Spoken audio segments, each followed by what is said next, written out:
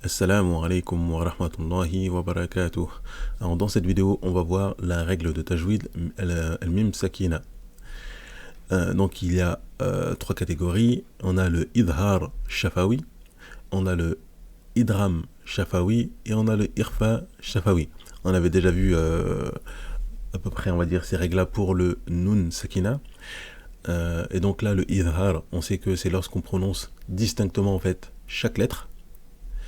Et là, pour l'idram shafawi, on va voir ce que c'est après. Et pour l'irfa, on avait vu aussi cette règle-là pour le nun sakina. Donc c'était entre le idhar et le idram. Voilà. Alors, donc pour le idram shafawi, donc ça c'est la règle de irfa shafawi. Donc là, on est dans la catégorie du mim sakina.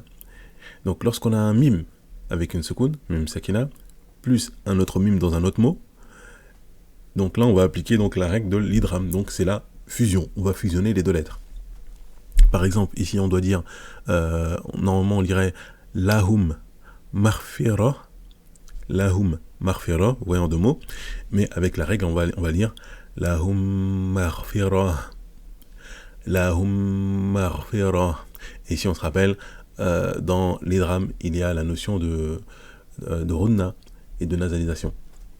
Donc, lahumma, oui, lahumma.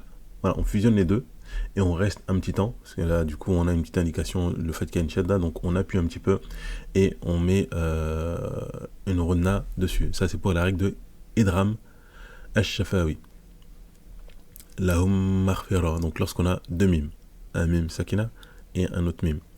Pour le irfa, donc pour l'irfa, on avait vu que c'était entre le idhar, donc le fait de prononcer distinctement la lettre, et le fait de faire un idram. Voilà. Donc c'est lorsqu'on va avoir un mime avec une soukoun, donc le mime sakina, suivi d'un ba. Suivi d'un ba. Donc là, au lieu de dire par exemple inna rabbahum bihim, rabbahum bihim. Donc là, on voit que c'est un petit peu... donc on va dire inna rabbahum bihim. Inna rabbahum bihim. Rabbahum bihim. Voilà, donc on fusionne les deux lettres, le mim et le ba.